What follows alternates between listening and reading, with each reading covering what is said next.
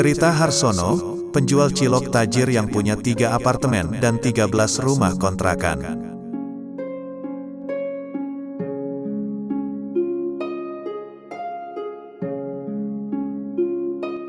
Cilok, siapa sih yang gak kenal dengan jajanan khas Indonesia satu ini?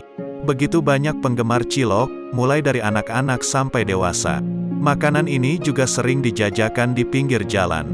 Selama ini, para penjual cilok mungkin kerap dipandang sebelah mata. Namun jangan salah, berjualan cilok sebenarnya juga sangat berpotensi bikin tajir.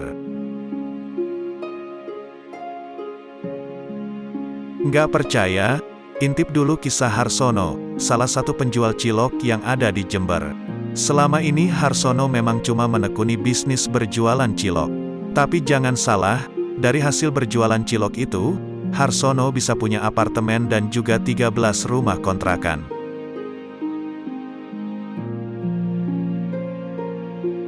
Di Jember, nama Cilok Edi sudah sangat dikenal dan punya banyak penggemar. Cilok Edi sendiri merupakan usaha yang dijalankan oleh Harsono dan istrinya, Siti Fatimah. Pasutri asal Tegal Gede, Kecamatan Sumbersari Jember ini, memulai usaha sejak tahun 1997. Awalnya, Harsono bekerja sebagai tukang ojek dari motor hasil kredit. Namun karena tak mampu melunasi kreditan, motor tersebut akhirnya diambil dan uang mukanya dikembalikan.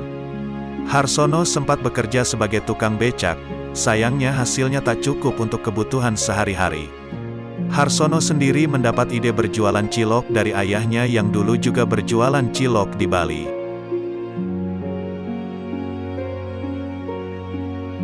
Harsono dan istri menirukan usaha sang ayah, dengan berjualan cilok.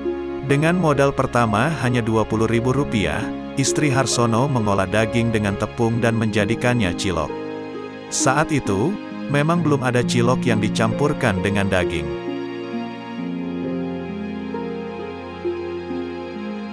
Harsono berharap jika ciloknya yang berbeda, akan diminati masyarakat. Harsono mulai berjualan sejak pukul 6.30. Berkeliling berbagai tempat khususnya depan sekolah.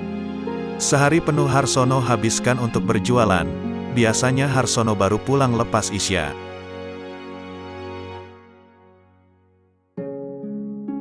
Awal mula memang tak mudah, saat pertama jualan, cilok Harsono tidak terjual habis.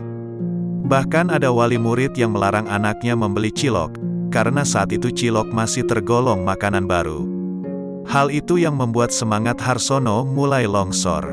Ia bahkan memutuskan kembali jadi tukang becak selama 2 bulan.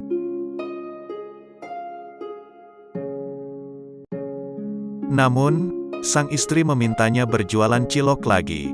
Mendapat dorongan dan semangat dari sang istri, akhirnya Harsono pun bersedia kembali berjualan. Harsono berjualan di dekat SD, SMP, bahkan sampai alun-alun. Setelah berjualan selama 5 tahun, barulah nama Cilok Edi mulai dikenal oleh masyarakat. Permintaan pun semakin banyak, bahkan sampai membutuhkan 25 kg daging sapi setiap harinya.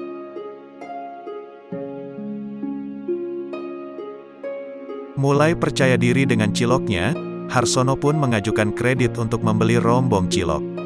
Awalnya hanya 5 buah rombong, namun karena dirasa kurang, akhirnya Harsono menggenapkannya jadi 10 rombong.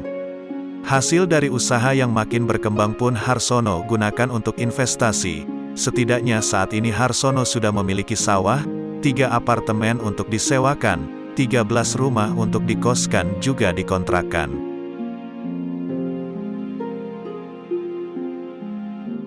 Itulah kisah Harsono yang memulai usahanya dari nol. Setiap usaha sepertinya memang punya potensi, sekecil apapun itu, asal dilakoni dengan sungguh-sungguh dan penuh kesabaran, pasti akan membuahkan hasil.